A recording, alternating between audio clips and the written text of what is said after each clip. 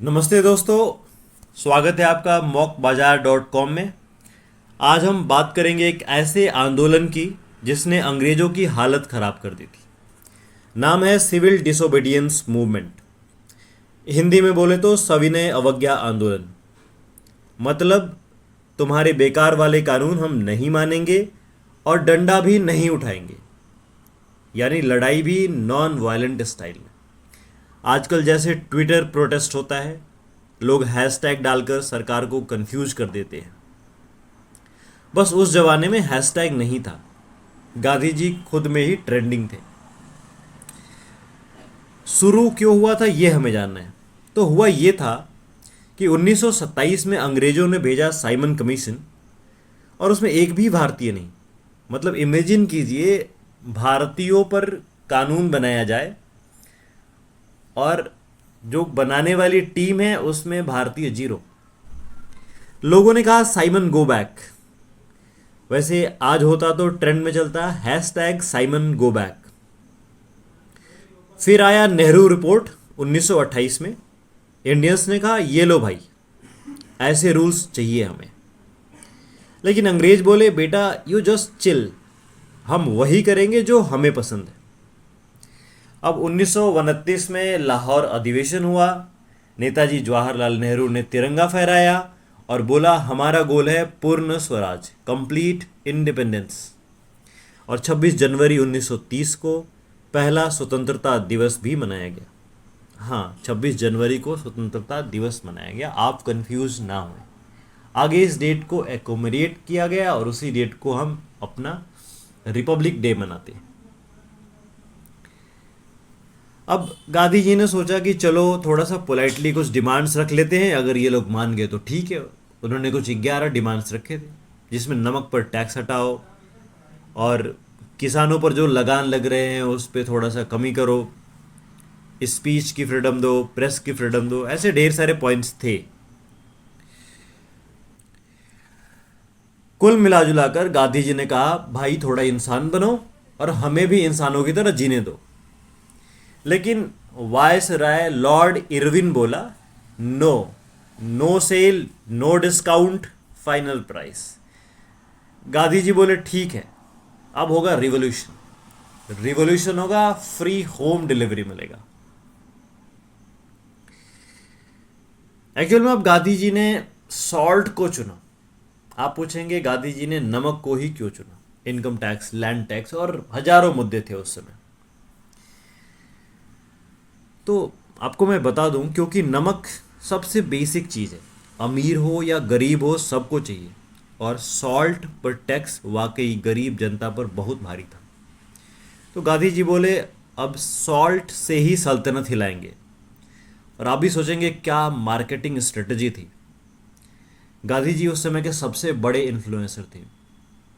ऐसी चीज को चुना प्रोटेस्ट करने के लिए कि पूरे भारत को आराम से एक किया जा सके। अब शुरू होता है दांडी मार्च। 12 मार्च 1930 को गांधी जी निकले साबरमती आश्रम से। साथ में थे 78 लोग। डेस्टिनेशन था दांडी, गुजरात का एक समुद्र तट। डिस्टेंस था 385 किलोमीटर। मोड ऑफ ट्रांसपोर्ट था पैदल, पैदल भाई पैदल। आजकल लोग 1 किलोमीटर चल लेते हैं तो इंस्टाग्राम पे रील डालते हैं, feeling tired, leg day, etc. और गांधी जी 385 किलोमीटर स्लीपर्स में कैजुअली चलते रहे। 6 अप्रैल को दांडी पहुंचे और समुद्र के किनारे सॉल्ट लॉ तोड़ा। इमेजिन कीजिए, बस गांधी जी ने नमक उठाया और ब्रिटिश एम्पायर हिल गया। इतना पावर था उस नमक में। आज अगर मैगी मसाला पे टैक्स बढ़ा दिया जाए या थोड़ा जितना टैक्स लग रहा है उससे ज़्यादा लिया जाने लगे तो क्या यूथ ऐसा मूवमेंट करने वाला है? मजाक कर रहा हूँ, नहीं।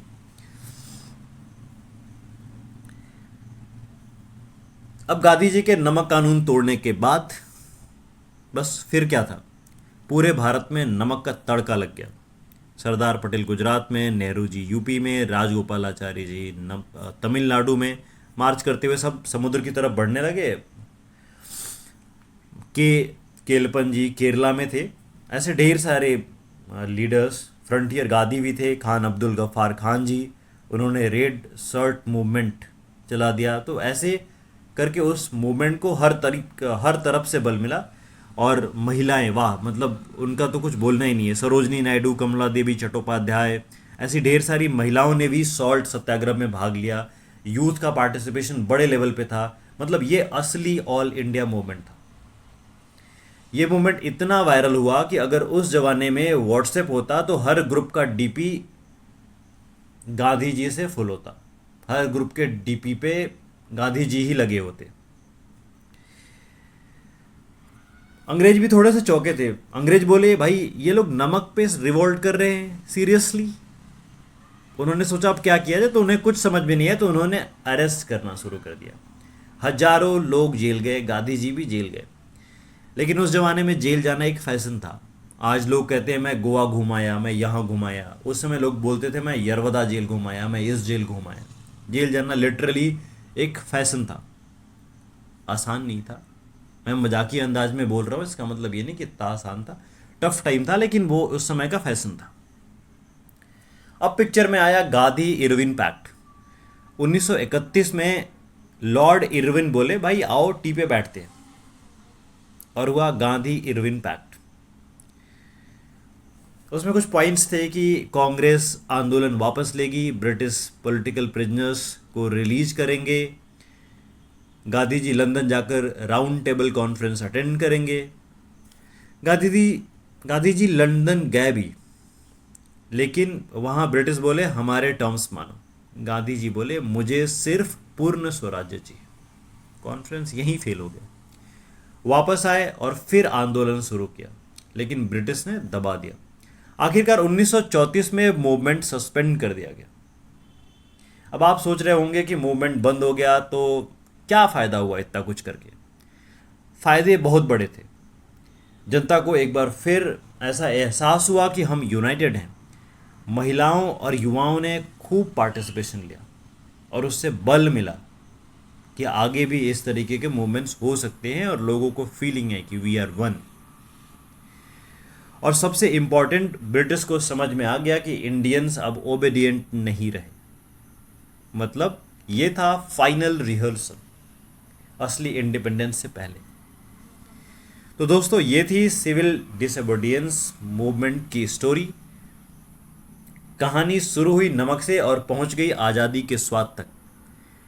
गांधी जी ने सिखाया, अगर कानून गलत है तो उसे मानना जरूरी नहीं, लेकिन लड़ाई भी बिना हिंसे के की जा सकती है। तो अगली बार जब भी आप नमक खाते वक्त या खाना खाते वक्त नमक डालें, तो याद रखिए उस नमक के लिए किसी ने 385 किलोमीटर पैदल यात्रा की थी। और हाँ, गांधी जी असली इन्फ्लुएंसर थे। बिना इंस्टाग्राम, बिना यूट्यूब, बिना रील्स के उनकी दांडी मार्च पूरे देश में वायरल हो गई थी। जय हिंद। चैनल को लाइक और सब्सक्राइब करें, और अगर आपको अच्छा लगा हो तो इसे शेयर भी करें।